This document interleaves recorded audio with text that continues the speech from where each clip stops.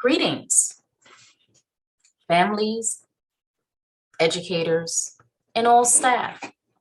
My name is Shamika Simpson, the Assistant to the Superintendent for Curriculum and Instruction. This afternoon, I come to you to share our Test to Stay plan as the district's COVID liaison. New York State Department of Health, along with Suffolk County Department of Health, has authorized school districts to adopt and implement a Test to Stay plan. This plan applies to district employees and scholars who intend to avoid school exclusion. Entities who are eligible to participate are all pre-K through 12th grade employees as well as scholars. Scholars, educators, and staff who are not vaccinated or have not completed a primary vaccine series who come into close contact with someone with COVID-19 should quarantine for at least 5 days, days 0 through 5, after the last close contact, according to guidelines. We are now sharing that these individuals who are exposed in a school setting to someone who tested positive are now eligible to opt in to our district's Test to Stay option and plan. This plan allows educators, staff, and scholars to shorten a typical 10-day quarantine period, as well as be eligible to remain at school and at work while being tested over a 7-day period of time. In order for any educators and or scholars or staff to be eligible for this plan participation, you must meet all of the following requirements. Number 1, the exposure must have occurred in the school setting while both the person with COVID-19 and the exposed person were consistently and properly masked following social distance guidelines. Number 2, remain asymptomatic for the duration of the 7-day window. If any persons, inclusive of scholars, staff, or educators, become symptomatic, they will be excluded from school per current CDC and Department of Health guidelines. Number 3, required minimum testing sequence.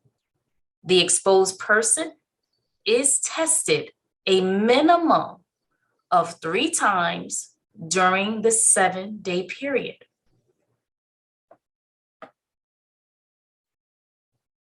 The 7-day period is measured by calendar days, where the last date of exposure is considered day 0.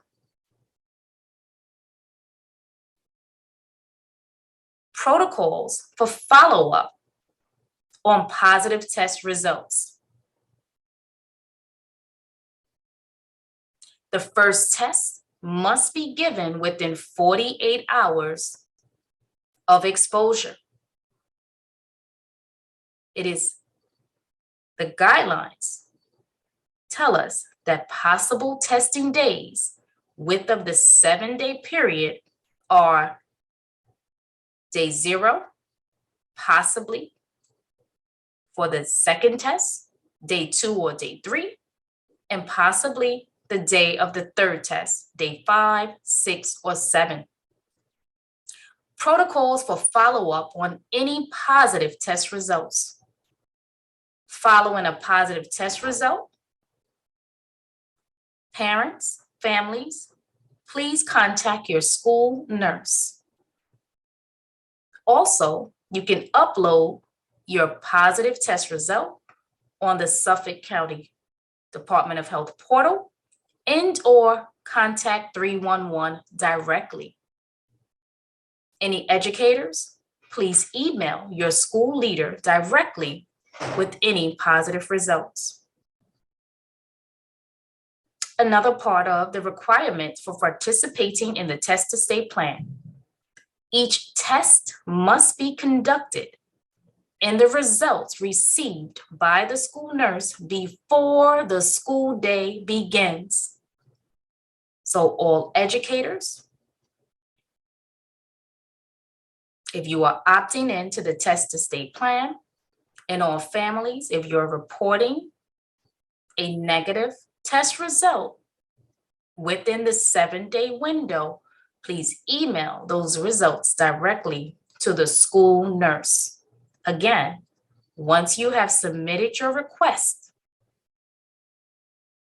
to participate in the test-to-stay plan, please begin immediately within the 7-day window to report your test results to your child's or your school's nurse. If you decide to use an at-home over-the-counter test, please review the provided list of approved over-the-counter tests. If you would like your child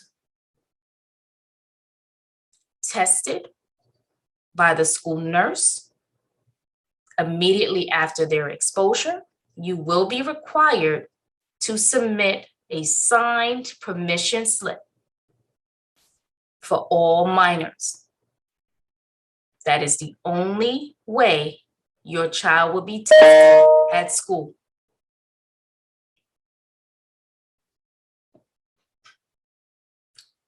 If you submit your own home test results, keep in mind you will have to sign at the bottom of our test-to-stay plan an attestation form. Without this signed form, we cannot accept any reported over-the-counter test results. This goes for both educators, staff, as well as scholars.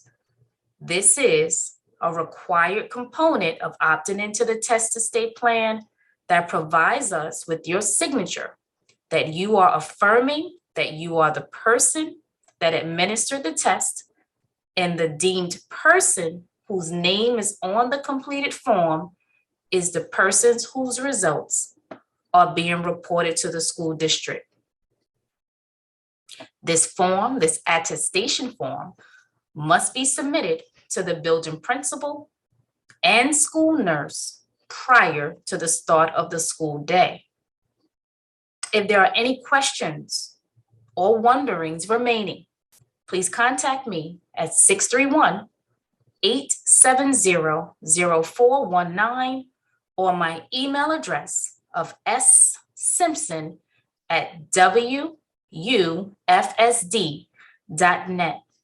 Be well, be safe, continue to be amazing. We look forward to continuing to partner with you. Enjoy the rest of your afternoon. Thank you for your time.